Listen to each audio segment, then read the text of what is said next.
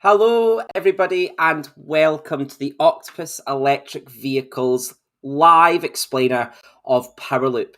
Now, Powerloop's been around for a wee while now, and we just wanted to keep everybody up to date with what's going on. And you'll hear from our colleague Tom a little bit later about all the things we're learning about Powerloop as we go on. But what we'll do is we'll start with a short explainer of who we are and why we are doing what we're doing. We'll watch a little bit from our technical director, Claire, who will explain a whole load more about these technologies dropping in cost and what Powerloop is looking to do. And we'll get onto that in just a few seconds. Then we'll go into learning from Tom. We spoke to Tom a little bit earlier this week. He wasn't around to be able to chat today. However, he will be around on video a little bit later to discuss the future of Powerloop and the learnings as well. If you're already on Powerloop, you probably have already met Tom. And if you're not, that's absolutely fine. There's no need to worry. Powerloop is now fully onboarded. What it means is that we are at our 135 capacity. We can't accept any more people onto Powerloop. However, this explainer is for all those people that were coming and asking us all the questions in the world ever about Powerloop while we were at fully charged outside. This will serve as a future video for people to come back and learn about what Powerloop was, so that in the future, when we talk more about vehicle to grid and other things like that, you'll be able to see where it all started and why it's so important. First up, I'm going to introduce you to Claire. Claire's going to talk for about a minute and a half in a video she made a little bit earlier this year about why these technologies are important and how we're driving the cost down. What we'll then do is go in to explain a little bit more about what vehicle to grid is before we hear from Tom. So first up, here's Claire. And also, for everybody watching, before I click on Claire, for everybody watching, if you do have a question about Powerloop, or you do have a question about vehicle to grid or anything else across the course of this stream, please click into the chat panel on your right-hand side, or if you're on Facebook, I think it's at the bottom if you're on mobile, or again on the right-hand side if you're online on your computer. Type in your questions for anything to do with Powerloop or vehicle to grid, and if I can't answer them, we'll get you an answer over the next few days from a proper expert in the world of vehicle to grid. But first up, here's Claire to explain a little bit about the technologies and where they're going. The same way as maybe computers and mobile phones were the preserve of just a few, and now everybody has one. These kinds of energy technologies are coming. In this country, we have a national grid system, and that provides the whole country with energy. We have quite a high mix of renewables now, but we also rely on things like nuclear and gas burning to put energy on the grid. So at times when there's very high demand at tea time, we unfortunately have to burn fossil fuels to make electricity to meet that. And overnight, we may still have a lot of energy coming on the grid, but nobody's using that energy. And so vehicle to grid will be able to use the energy stored in those cars at specific times. So we'll be able to charge them up when there's a lot of energy overnight, and then we'll be able to take that energy out of the cars and use it instead of burning fossil fuels at tea time in the future. For customers, now is the moment to get excited about that, because it's going to help save money, it's going to help put control of those energy using devices in their hands, and ultimately it's going to benefit the planet.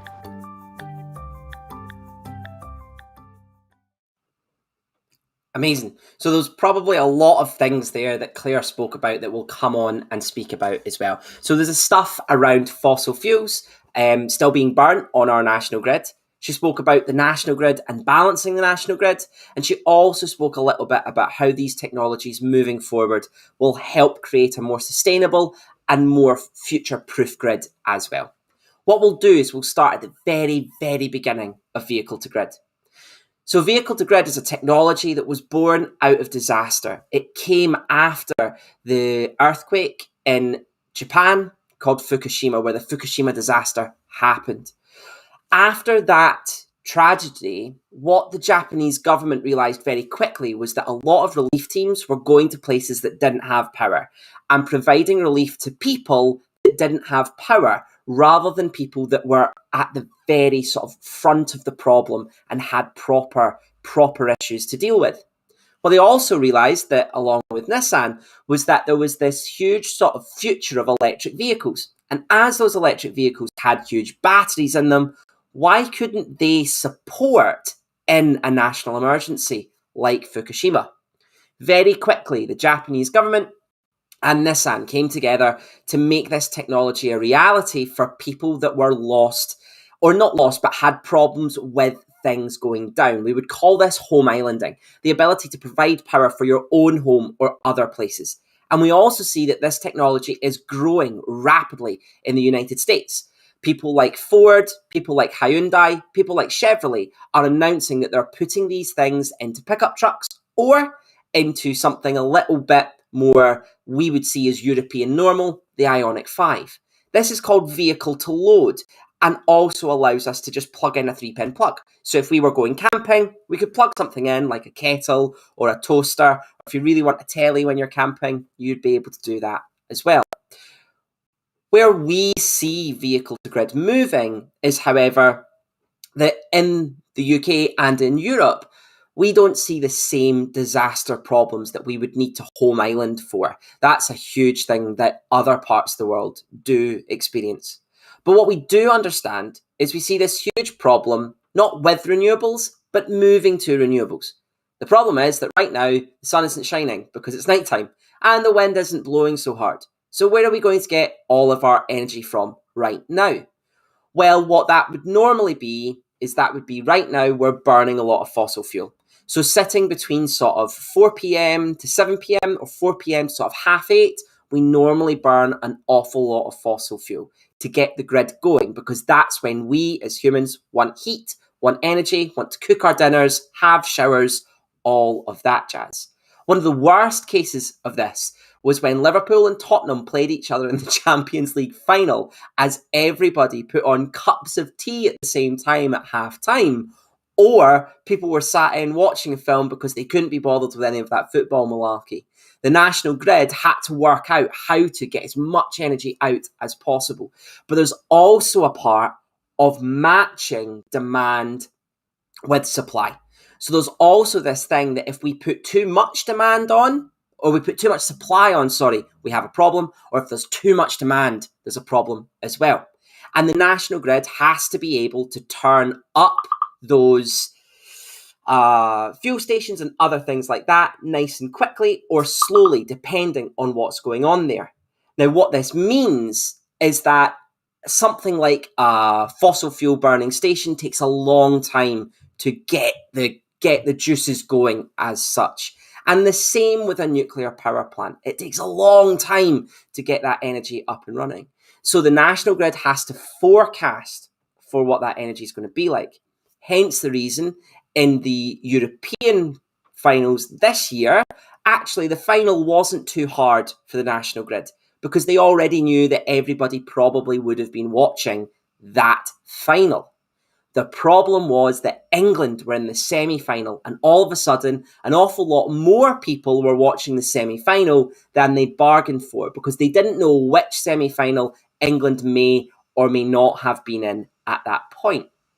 Those are the two main problems that vehicle to grid looks to solve. It allows you to charge your car up overnight while energy is much more green. We see an awful lot of wind, an awful lot of tidal and hydro energy being able to come onto the grid overnight. Or in the middle of the day when there's solar, being able to charge your batteries there as well. So it pulls more green power into the car.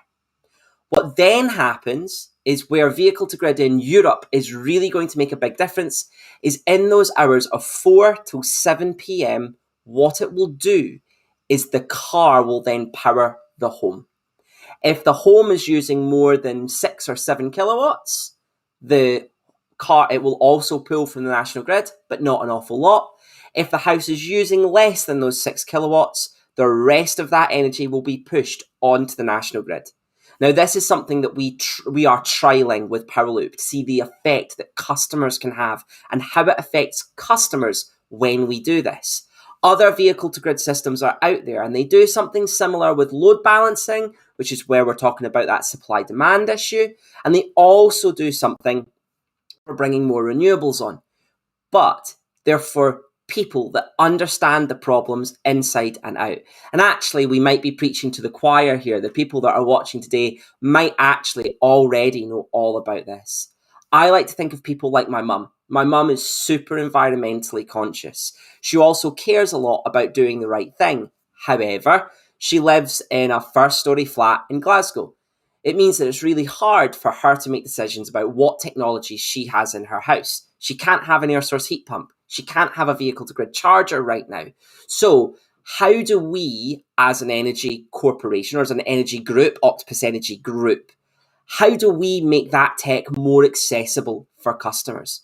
Well, we do that by getting the right tariffs. We do that by finding the right way of getting that technology into a customer's house. Because right now, if you wanted to go out and buy that unit that we use for Powerloop, it would cost you a fair amount of money. And the idea here is to drop those costs for the consumer and also give that consumer control over what's happening. However, if you can trust us to maybe pull energy at the right time or give energy at the right time, that also makes a huge difference. And we're already seeing the learnings of a whole load of things from Powerloop implemented into Intelligent Octopus, which is a brand new tariff from Octopus Energy. What we also understand from the leasing side of our business, where we specialize in salary sacrifice and in business contract hire, is the more cars that get onto the road, the more batteries we will have moving up and down the country all the time. And actually, it's very easy to move from having a battery on your driveway to having a battery connected to your home. It's much harder to go, well, why don't you go out and buy this £10,000 battery that you can stick on the side of your house, especially if, like my mum, you're not able to do that. So there's a whole load of things here that are wrapped up within Powerloop that really help us understand some more. However, as I said, I would come on and let Tom speak a little bit about this. We spoke to Tom a little bit earlier this week. Tom has been on Powerloop or worked on Powerloop from sort of 2020, mid 2020, and may have spoken to you if you were thinking about getting on Powerloop. Tom actually wrote a thesis for his master's about charging infrastructure in the UK. And I thought what we'd do is check in with him now that we've had 6-7 months of proper data from Powerloop about what they've learned, what he's learned, and what we might see in the future. So I'm going to change it over to that just now, where you'll see a short Q&A with Tom. Then we'll open it up for any questions at our end. See you in about 15 minutes. Awesome, Tom. So, Tom, you were part of Powerloop when it was up and running on the onboarding phase here at Octopus Electric Vehicles. Can you tell us a little bit about what got you involved in that and why you wanted to get involved with Powerloop? Yeah, I was part of the onboarding stage for Powerloop as a project, the big energy proposition for vehicle to grid. And what really interested me in this scheme and this proposition was my experience in the realm of charging infrastructure. So I'd previously done a master's dissertation all on the barriers for electric vehicles in relation to our UK charging infrastructure and sort of what posed the biggest questions to customers, but also industry professionals. And something which often came to light was this idea of grid balancing and how we could maximize the use of our charging infrastructure to support the growing electric vehicle markets we're going to see in the future. Now, how does this tie into vehicle to grid and specifically Powerloop? Well, it's something which it is looking to achieve. So vehicle to grid, yes, it's looking to promote the idea of electric vehicles, but it's largely looking at how can we ensure we're not going to have these suggested blackouts and these suggested problems which we'll see in the future when we have EVs all charging at the same time, because it is dictated by this idea of being an energy proposition, and it's dictated by the idea of having a dual purpose for your electric vehicle. So using it not only as a source of mobility, but also as a source of battery storage to release energy when we have that rise in demand. So this has really what got me interested in this scheme, because it almost solved two problems which I am very interested in. The EV market, so the drive to actually increase the uptake, but on the other side of the things, our charging infrastructure. How are we going to solve this problem of battery storage and storing energy and releasing it at the right time, and specifically renewable energy and that fluctuating nature, and really bringing it to the home. So bringing it to the customer. So then customers had more authority over their energy usage. So that's what got me interested. And I think probably my experience and understanding the charging infrastructure made me an attractive candidate to help out in this scheme. And sort of, yeah, a year and, well, continuing helping with this scheme. It's sort of non-stop, which is what's quite exciting about this scheme, because although it's a project, it's actually influencing sort of future recommendations. And so we've sort of got reports writing up now, which is where the exciting part happens. How are we actually using vehicle to grid at the moment? I think that's absolutely right. I think me and you were at the sharp end, or the messy end of helping people get on board. Don't mean it was messy in terms of that, but it was at the point whereby lots of things were up in the air and lots of things were going on, and lots of the questions we had to answer were, we don't know right now. But that's starting now that we've got data coming in and we've got a number of customers on. Well, we've fully loaded the trial as well. We're starting to see more and more sort of stuff for the future coming on as well, sort of stuff that we didn't know about even 6 months ago. Do you want to talk us through a little bit about what you maybe learn, or what we're starting to see and learn, and what we, and not what we will see in the future from Powerloop, but what you maybe think the future has in store for where we're going? Absolutely. So what did I learn in my journey with Powerloop, and what am I still learning when talking to current customers? It's ongoing. So I think the big aspect here is Powerloop as a proposition. It was dictated and pitched as a trial, as something which we are looking as a project to understand how vehicle to grid can be used in the future. So it does lead to compromise, and it does lead to certain restrictions being used for Powerloop as a structure.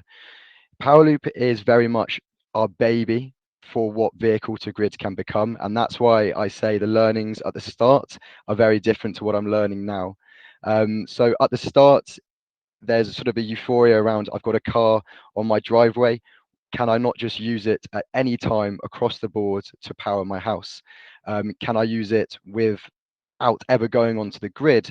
Can I use it to directly communicate to the solar which I've got in my household? All these kind of questions were asked and posed at those initial conversations with customers. Now, the simple answer to a lot of those is, sadly, we are not at that stage. And I think this was my biggest learning with Powerloop and vehicle to grid, that there are so many ideas which we have what vehicle to grid can be, such as being a direct battery storage system for your solar, being able to go what we call off grid, and home islanding, where you simply take yourself away from any connections from the grid and simply supply power to yourself. All these aspects, the simple answer is that we're just not quite there yet.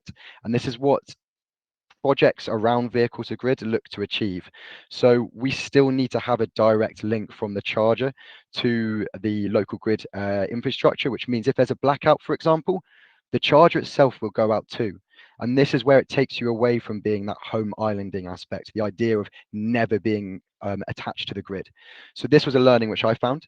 It made me realize how key these kind of projects are to show, one, there's demand for it, and also there's interest for what it can become. So then we can promote these recommendations further down the line. Another sort of learning aspect is that solar interaction. So the charger itself, it's not directly, or doesn't directly communicate to solar panels which you might have in the household, like how another battery storage system such as your Tesla Powerwalls might do as well. And reason for that is because it's a brand new bit of tech. It's not what Powerloop was looking to achieve. Powerloop's looking to achieve, how do customers interact with vehicle to grid? Is this an energy proposition we can see driving in the future? And we've achieved all that. There is demand there. This is an energy proposition in the future. And that's sort of the learnings which I've realized, that the tech there, it's almost in a bubble which is ready to explode. And we've created this Powerloop bubble, we've created this demand, we've created this interest, and we're now looking at new learnings on the customer reporting side. So what are our customers saying? what got them interested originally. And a key factor of our customers are tech enthusiasts. So they joined with the idea and with the knowledge that Powerloop in its structure today is going to be completely different to what vehicle to grid will be in the future. But that's why they joined. They saw what it could be and where it's going. So the learnings which I've seen is it's such a fast-paced environment with vehicle to grid, with charging infrastructure. As we all know, the electric vehicle market is constantly changing. But in this realm, we've seen there's huge amount of demand, but there is a lot of push for what it can become. And that's really largely looking at these tech enthusiasts or these customers with solar and these customers who want to sort of break that boundary of being a sort of a major consumer of energy and actually being a supplier and almost creating this home islanding. So the learnings at the start is very simple proposition of what Powerloop is, and this compromise has been accepted, but now it's really looking at how we can release that compromise and create more flexibility in the vehicle to grid realm, such as interlinking it with solar and creating this home islanding experience for our customers. Amazing, amazing. I really like I think from when we were doing our workshops, I would always use the example of my mum, who probably is very much environmentally conscious and very concerned about the environment, but actually probably doesn't have all the tools at her disposal, either monetary wise or where she lives wise. She lives in a first story flat in Glasgow, to be able to get all this tech in her home and make changes. And I think the one thing that very early on we learned about Powerloop, I think just coming on to the future, was that actually we were regulating it so hard so that we could see what this would be like for potentially people in the future to not have to worry about things, right? So a lot of the time we get asked, and I think lots of people watching may be asking, like, how much is the charger? How much does this cost to get put in? And I think for us, it was about putting it in for free, non-cost, and you paid for the car because you were getting a car out of the situation. But really understanding what tariffs may be in the future, or how do we get the customer to not have to pay upfront for this tech. That's something we're now looking into moving forward with an awful lot more. I know our colleague who was working with us on this, George, is now in the heat pump division of Octopus. And I suppose that's a really interesting thing, that maybe manufacturers and charging point providers aren't looking at that right now. Is there anything you want to say on that, Tom? Yeah, so I mean, so going to the sort of Powerloop 1.0 to Powerloop 2.0, and how does Powerloop look in the future, and what other kind of tech can we include in a household, and where does it all interlink? This is the really exciting part of vehicle to grid. When we first pitched Powerloop as a product, we had specific cycles you have to join on. So your discharging cycles being from 4 till 7. These were fixed, these couldn't change. When we were originally pitching it, we had a fixed tariff. This meant that you had a single rate you would pay for the 24 hours of a day. Now, some customers watching this might realize I've got an EV and I would like to have a super cheap rate over the nighttime. At that point, we didn't have that tariff fixed in there. Again, going back to the solar, the air source heat pumps, the idea of these other techs which you can actually include in the house, the idea of Powerloop may not have fitted with customers who had those already in the household, and that was absolutely fine. But again, it's the idea of what Powerloop 2.0 is in the future. And the reason why I've stressed this 2.0 idea is because what we've seen in the lifetime of Powerloop already running, we have now a new tariff which we've proposed to our customers. And this shows the way which this project is looking to shape vehicle to grid based on how our users actually use the system. So we took advice from customers. We looked at the way which they were discharging, or actually more specifically, when are you charging your car up, and what could actually benefit you as a customer in relation to cost savings and help balancing that grid. And we've now got a dedicated tariff which we've proposed to all of our customers, where you can actually charge at a cheaper rate. So you can start to see how The way Powerloop's going to evolve over the next few years, because customers could take a 2 or 3 year lease out with the scheme, it's going to evolve in their lifetime using it. We've also got these really cool bit of tech called G100 devices, which we actually have been installing at customers' houses to ensure that they can get Powerloop or the charger installed, disregard if they've got solar or other sort of not limiting devices in their home, but devices which make it a little bit more tricky in relation to that exporting idea. How much can a customer export onto the grid? And so we've included these sort of devices to ensure that there are no restrictions going forward. So part of this project is the initial pitch had very much a lot of restrictions in the way which it was proposed, because it is a beta project. It is something which we're looking at in a simplified manner for a very complex solution.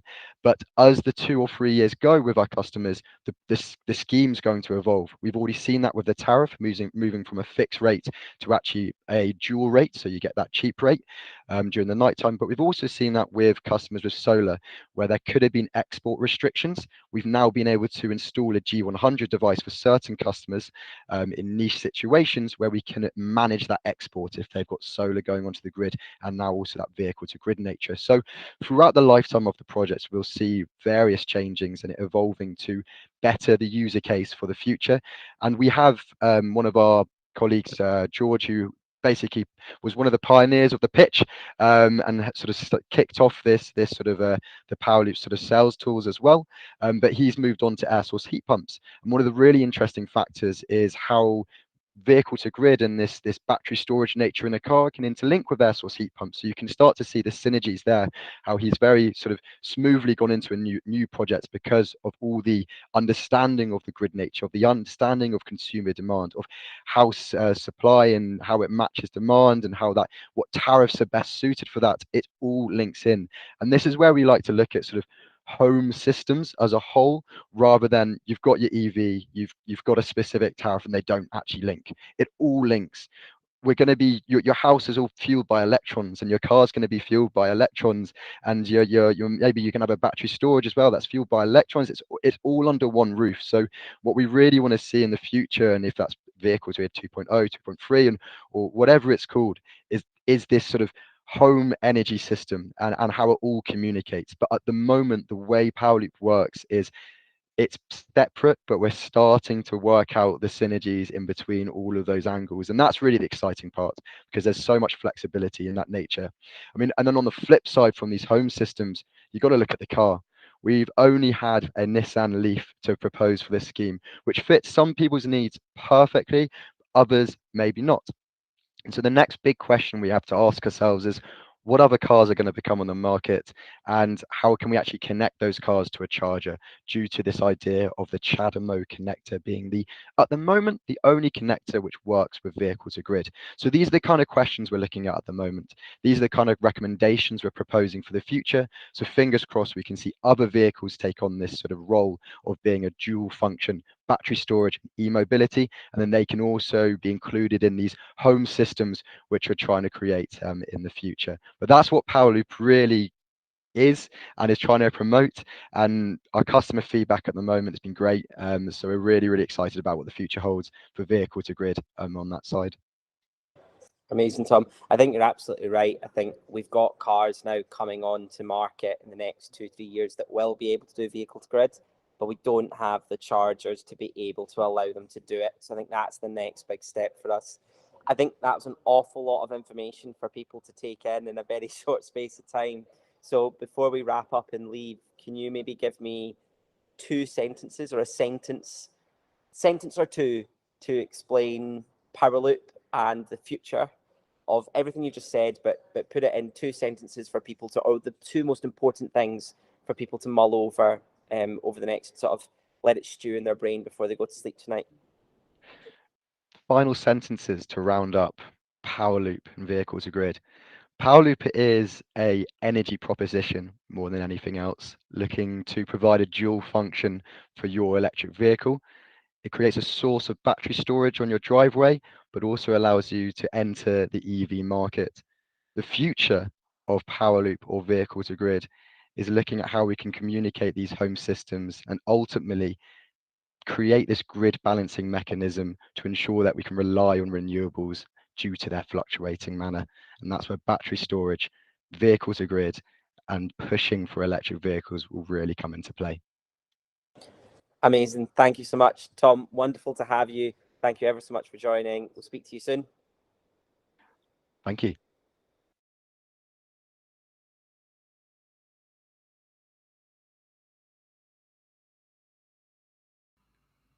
So awesome. I think there Tom gave us a very in-depth and very technical view of what Powerloop is looking to do into the future. And I can see already we've got a whole load of questions in the chat panel. So we'll stick around for a little bit and we'll answer a whole load of those. So I can see there from Jam, we've already got one on YouTube about does it work with solar. So you can see hopefully now, Jam, there's some things around that. So we're not able just to divert directly solar directly into the batteries on Powerloop right now.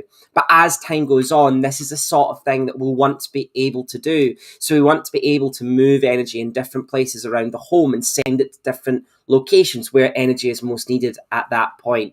A little bit like if in the past, if you were lucky enough to have a hot tub, you could sort of move that energy from your solar to heat your hot tub, and then that hot tub would stay hot for longer, meaning you sort of use that as a thermal battery. That sort of idea is something that 100% we want to use going forward. And Jam, I'm not skipping over Steve here, but that idea of the G100 device, Steve, I'll come back and explain what that is in a couple of seconds. But the G100 device was developed because of solar. So it's because of the ability for solar to push back onto the grid and your car to push back onto the grid at the same time. We all of a sudden started to get to an export rate that was too high. Steve, to answer your question about what is a G100 device. So actually, Jam, you don't need a G100. It just depends on what's going on with your home. So some homes need a G100, some don't. However, all of this on Powerloop was put into people's homes for free. So we weren't putting this stuff in and charging them for it. We don't believe that that's potentially the future of this tech. We think this tech should either drop dramatically in cost or we should find better ways of paying for it. Is that through the way that you pay your energy supplier? Is that through the way that you lease your car? That kind of thing. But it was brought in to help with that situation. So Steve, to come back to that, what is a G100 device? What a G100 device does is it essentially makes it safe to export more energy back onto the grid. So at any moment, if there was a problem and the energy needed to be stopped from being pushed from your house to the grid, this G100 device can do so, and it needs to do so within 5 seconds. So the ability is for it to drop well below the maximum output in 5 seconds.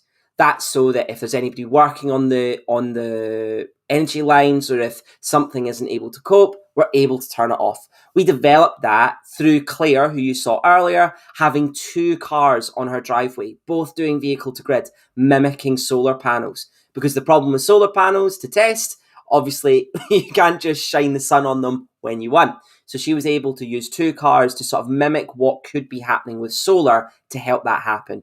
So, Jam, I want to come right back to your first question there and go, absolutely, we are looking at solar here. If you can't join Powerloop right now, so it doesn't really matter. I don't mean that in a horrible way. It just doesn't. However, we are looking at how solar can interact, and a lot of our power loopers, as we like to call them, but people that are already on the trial do have solar in their homes as well. There's one slight caveat to that, was that if you're already on Powerloop, can be quite tricky to get solar installed at your home now. But if you had solar before, that doesn't preclude you from joining Powerloop. So fingers crossed that helps answer that question as well. Steve, is 2.0 active now, or are we still at 1.0? Brilliant question. Well, we actually moved to sort of 1.5, and now we're sort of asking customers if they want to come on to 2.0.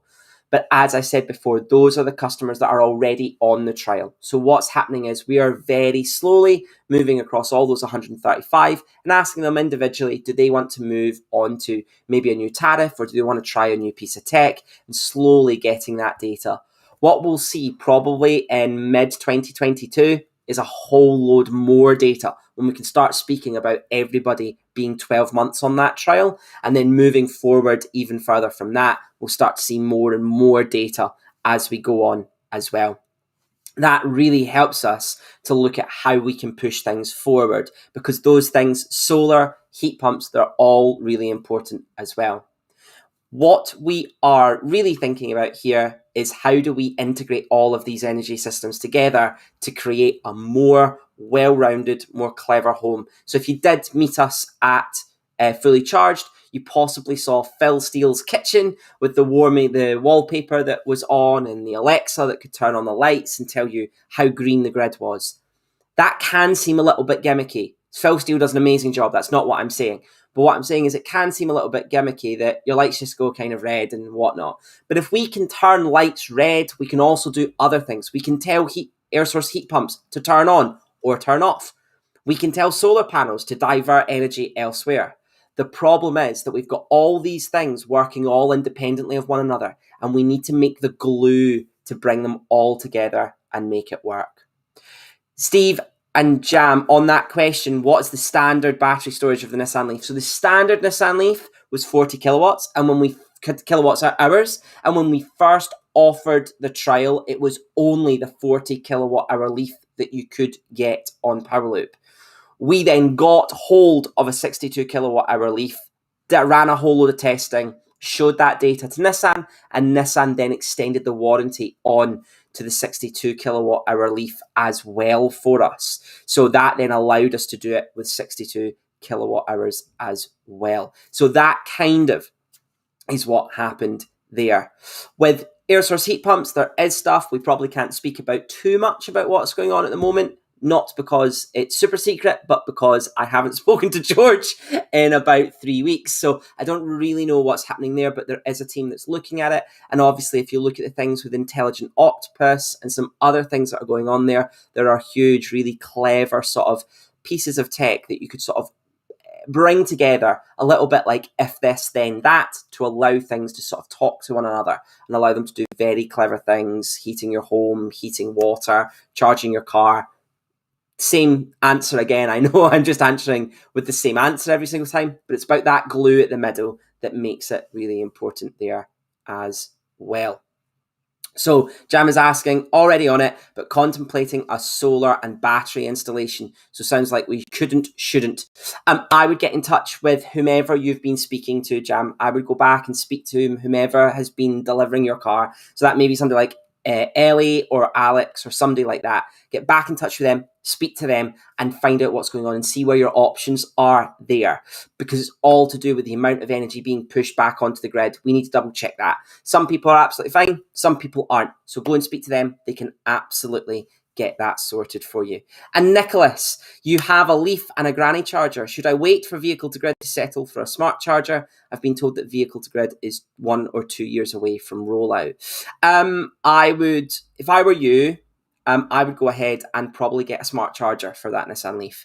I think you can charge an awful lot quicker. You can charge much cheaper with something like Octopus Go as well. You can drop the cost and the charger can do that for you. So rather than you having to set the timer on the car or anything like that, you can just do it on the app for the charger, and the charger will just pull power when it's cheap and allow you to do things like that. So I would always recommend going for a smart charger. And then in the future, we don't know what lies in store for the cost of vehicle to grid units. We don't know what lies in store for maybe what tech's going to be in those vehicle to grid units. We can look all around the world. We see the Japanese pushing really hard because it's a law. So the new Nissan Ariya, the Honda E, then the South Korean cars, the Kia EV6 and the Hyundai Ioniq 5, they both can do vehicle to grid and vehicle to load as well. The interesting one is Renault have a trial in the Canaries where they're doing AC vehicle to grid. So they're using a connector that the car converts the energy to and from the different forms of energy that it needs to be sourced onto the grid. That isn't something that's publicly available, but if it did become publicly available, it would mean that you wouldn't actually need to have potentially any proper, really clever charger. All of that would be in the car. The argument argument, especially for me as somebody that drives cars, is that in that situation, you're adding more weight to the car. You're probably adding 100 kilos back into the car. And for anybody that's driven something really fast and petrol driven from the past, let's say something when you were younger, maybe something like a 205 GTI, super light, not a lot of power, but because of how light it was, it felt much faster.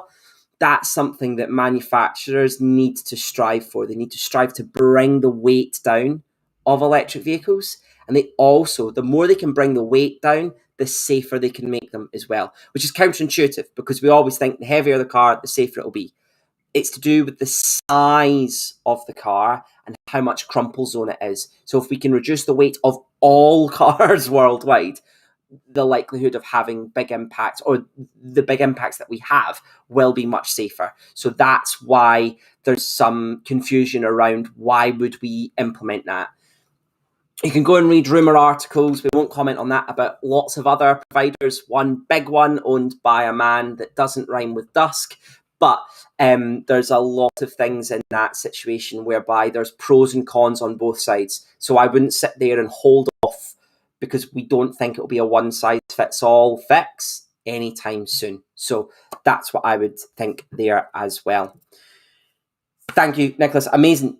Jam, some other questions coming in. Absolutely fantastic. Indeed, another G99 application card. Okay, cool. That's absolutely fine. And then makes sense. So speak to the guys there. They'll get you sorted. So will any of the upcoming V2L or V2G work with the Wallbox Quasar? Brilliant question. So vehicle to load is very different. Vehicle to load is you basically put an adapter that converts to a 3-pin plug. So you plug your car in, and that then has a 3-pin plug that comes out of it that turns on. That's why that inverter, so that bit about that heaviness that we might be needing to add back to the car would be much, much, much smaller. So we'd be inverting on a very small rate rather than a big rate.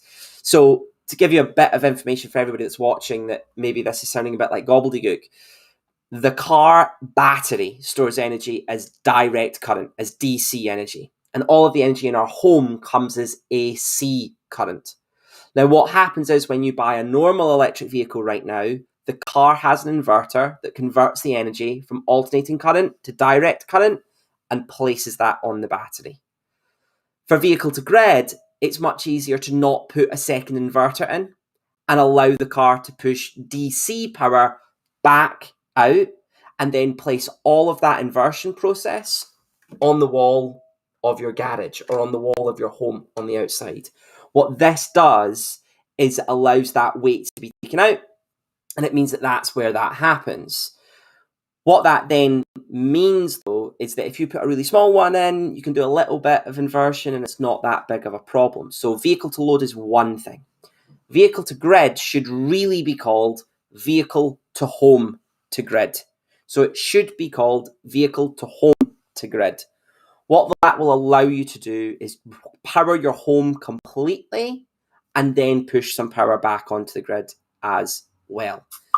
Will any of the upcoming cars work like that? Yes, they absolutely will. It depends on when Wallbox release the CCS version of Quasar, which they've talked about. They talked about it at CES just before COVID. They then switched when COVID sort of January, February 2020, they announced that they had a CCS version of the Quasar in development. They then moved all of their staff to building PPE for the Spanish government and for the Spanish healthcare service. So actually, that changed them entirely. And what are they doing with that right now? We're not 100% sure. However, we do know that there will be a Wallbox Quasar that is CCS, and things like the Nissan Ariya, the Honda E, they will all work with that. So you can go out and buy a Honda E right now and it has this capability, but there's nothing that's able to be done with it. And I think that's the super important thing here, is actually, it's not the cars. The cars having that tech is really easy. It's the everything else bit of how it communicates that starts to become really complicated. So Jam, at the risk of making it sound like that was a politician's answer without actually answering the question at all, hopefully that gives some clarity. Hopefully that's clear as mud. and then we're all good. And Phil, yes, absolutely fantastic.